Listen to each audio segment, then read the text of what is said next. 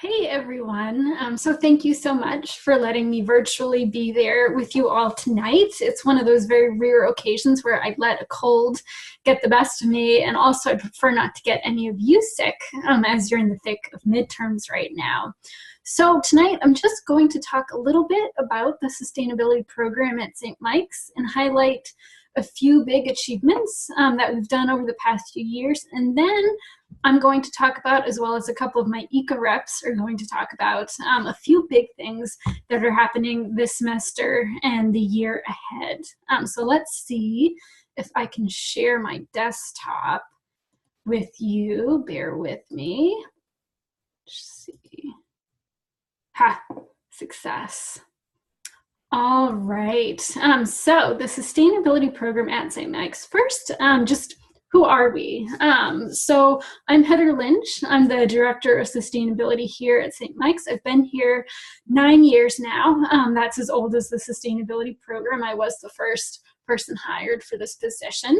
And then in 2015, we were very fortunate and lucky to double the size of the office with my colleague, Kristen Acklick, who is our garden program coordinator and who's amazing. And then we also, in the sustainability office, I have a group of amazing student employees in our Eco Reps program and also a zero waste coordinator. And then I also, from time to time, I will supervise academic interns from the environmental studies and science major department. And then under Kristen, she also has a group of some amazing student employees as well. They're the farm crew that work at the permaculture farm. And she also supervises some academic interns as well from the environmental studies and science department and majors. So it's our students that are the big force in the sustainability office, and I really like to stress that. So what do we do? If I were to describe what the Office of Sustainability does in one sticky note, this would probably be it. Every day we work to save the planet, one college at a time. A more formal description of what it is that the office does is that we're committed to strengthening our campus's obligation to a socially and ecologically responsible world by connecting our students, staff, and faculty with amazing opportunities to create a sustainable future. So we do this by utilizing the campus as this living laboratory for the community members to test pilot different sustainable solutions and ideas by giving them the tools and guidance needed. What I really like to stress that the functionality of the Sustainability Office is first and foremost empowering you, the students, with the tools that you need to make this campus and world a better place. I view the campus as your canvas. This is your home for 4+ years. What do you want it to be? And how can I help you? How can Kristen help you? How can we in the Sustainability Office help you achieve those goals? There's this unique opportunity that higher ed has to test pilot these different ideas to really make this world a better place. So that's how I view our function as the Sustainability Office. And one thing that I really like to stress is that the student voice is so powerful. You guys are so powerful.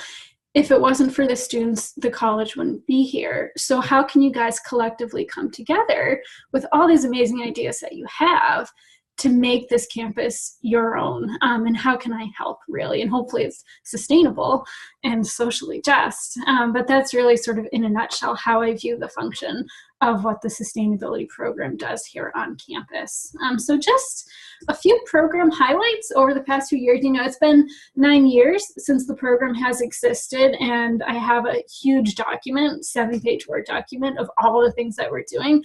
But rather to not talk about all of that, I just wanted to pull some of the exciting things that I thought might be of interest if you don't already know about it. So recently, this year at the start of the semester, the Princeton Review ranked St. Mike's as the 11th most environmentally responsible college among the top 375 greenest campuses, which was pretty huge. A few years we made the top 50 list, but this is the first time that we're so close to the top 10. So that's something for everyone to be proud of here. Everyone's been involved in that, the entire campus. So we were Also, if you don't know, we were the first campus in Vermont to be certified as a fair trade campus.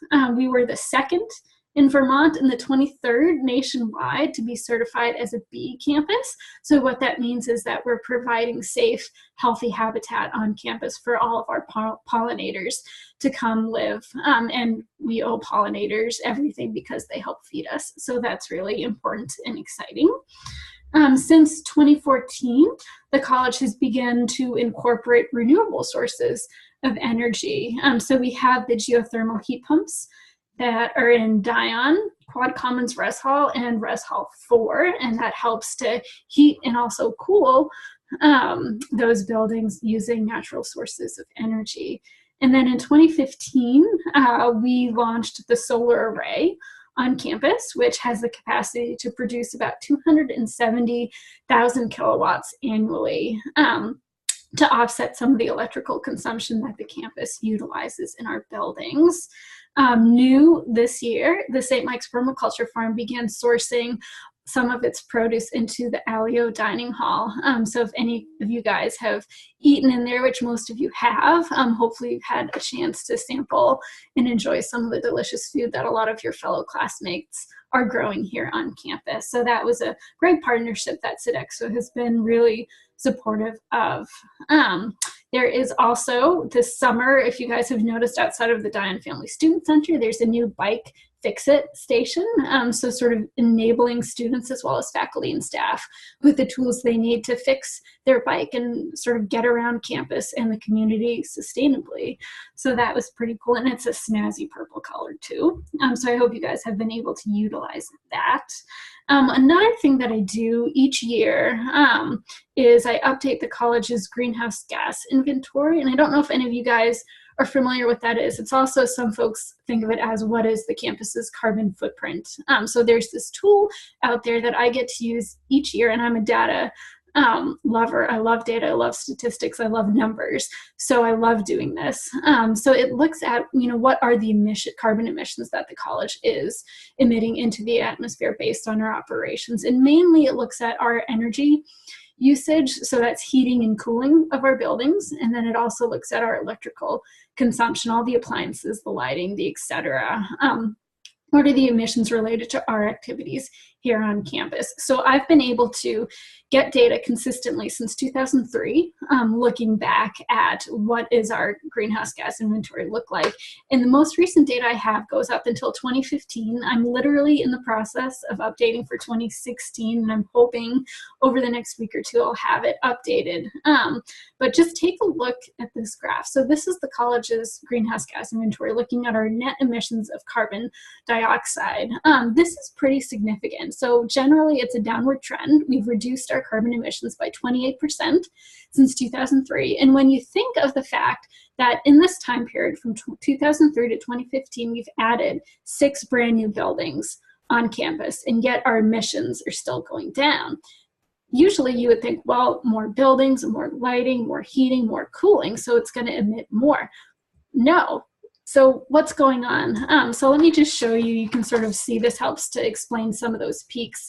You can see in 2003 to 2005, we had 3 buildings constructed on campus. 2007 to 2008, Sutton Fire and Rescue building was put in. That's pretty much a 24/7 hour operation. So a little bit of these peaks of new buildings, new energy being used, but we go down after each one. So why is that? A lot of amazing work being done in facilities to reduce the amount of energy that we're using by upgrading technology, by updating lights, putting in new boilers, having the renewable energy on campus, as well as a lot of behavior changes by the campus community. So by doing more educational programming, getting people to think more conscientiously about turning those lights on. Do I need it when I'm not in the building? Maybe I should shut it off, etc.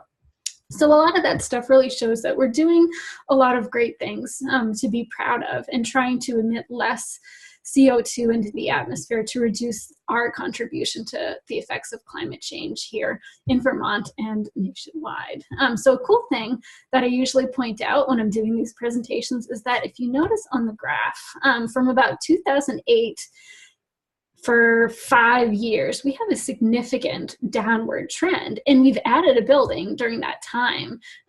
If I was there, I'd ask the audience, what do you think happened in 2008? And when I've done these presentations, I've only had one person so far actually get the answer right. So the answer in 2008, I was hired. So haha, little funny, job security, see, I'm doing what I'm supposed to be doing, but we also did a ton of efficiency upgrades as well. But I like to point that little stat out. In 2008, I was hired. Bam, look at that downward trend. Pretty amazing. And then you can see in 2013 to 2014, Dion Student Center and the Quad Res Hall was constructed. And that was sort of our biggest construction project. So it makes sense that it would go up, but it goes down again.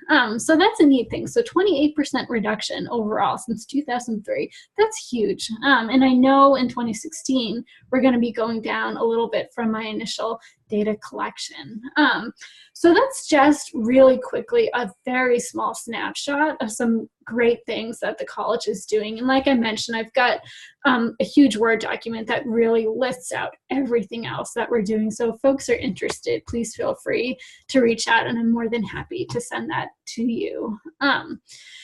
So the next thing is I and then Gabby and Piper, who are there physically with you, are going to talk about a couple of brand new things that we're doing in the Sustainability Office this semester. So the first one is this brand new EcoRep program, and I'm going to turn it over to Gabby and Piper. If you guys just wanted to pause this video while Gabby and Piper talk about the EcoRep program, and then when they're done, hit resume, that would be great.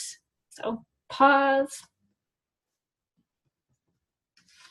All right, so thank you, Gabby and Piper, for filling in and talking about the EcoRep program. A lot of things to be excited about coming from them, and also Ellie and Emily, who are also part of that team.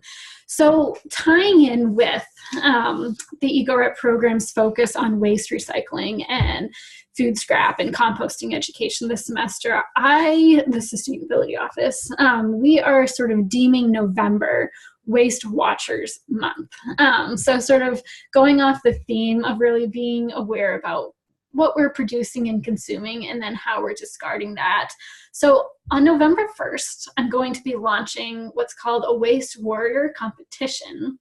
And you guys, I wanted to present it all to you first, so you guys in theory have an extra week before the rest of the campus to participate in this competition. So what it is, so the Office of Sustainability is sponsoring a competition as part of our Waste Watchers Awareness Month to see who among our community, and that's students, staff, and faculty, is worthy of having the title Waste Warrior.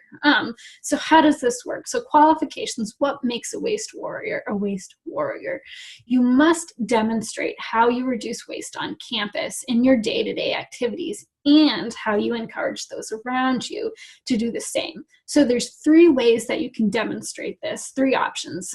1, using words. So write a 250-word plus or minus paragraph that describes how you meet those 2 specific qualifications. The second is doing a picture. So you can snap a photo that perfectly shows how you meet those 2 qualifications and include a short caption.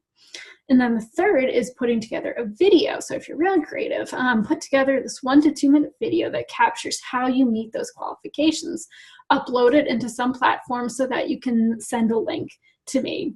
So you submit one of those different ways to enters to me via email, and I'll have my email up on the final slide, from November 1st to November 13th. And then myself and my EcoReps and my Zero Waste Coordinator will be judging all the entries, and we hope to give out 3 titles, 1 to staff, 1 to faculty, and 1 to a student. And of course, what's in it for me? There's a incentive prize on top of being called a waste warrior, which in and of itself should be just amazing. But you get a little goodie bag. So each, 1 staff winner, 1 faculty winner, and 1 student winner will get a gift basket of goodies, only worthy of a waste warrior. So you're going to get all of this stuff. You're going to get a clean canteen, and you're getting 2 tops. So 1 to convert it to a mug, and 1 to use it as a water bottle. You'll get reusable to-go-ware, which is really handy when you're traveling. These are fork, knife, and spoon made out of bamboo. You'll get a Stow and Go container. And the cool thing about this container is that, you know, it's Tupperware, it's BPA free, environmentally friendly, but it also collapsed. So it's easy to bring around with you and store and stow and go. You'll get, and then at the bottom, you see there's a few different produce bags and they're all reusable. So instead of putting your greens, lettuce, other vegetables in a plastic bag, which helps keeps it better in the fridge, you can use these reusable bags and use over and over and over and produce less waste. So amazing. So again, I'm not launching this competition officially until November 1st, but now you all are in the know and you've got an extra week to think about how you want to enter this competition to be called a Waste Warrior. So that's something brand new this semester. And again, you all are in the know. Nobody else knows until November 1st. So that's sort of what we're doing for Waste Warrior or Waste Watchers Awareness Month. Again, there's so much more that Kristen and I do, but didn't want to take up everyone's time. So that's just a small snapshot of what we do. Please, please, please reach out and contact us. I know me not being there sort of makes it difficult to ask questions and get answers right away. So if you have questions, if you're curious about something, if you want to get involved, if there's something that you want the campus to be doing that we aren't doing and you don't know how to do it, reach out, let me help. So here's some contact information for myself and for Kristen. I've got my email, my phone number, and then also our offices where we're located. Feel free to swing by anytime. I do recommend sending an email to make sure I'm there and not in a meeting, but just pop on by, meet one of us, chat with us, let us know how we can help you make this campus what you want it to be. So I think that's all I have. And again, please email me, ask those questions. I want to reach out and chat. So thank you guys so much again for accommodating me and letting me be there virtually. Have a fabulous night and week ahead.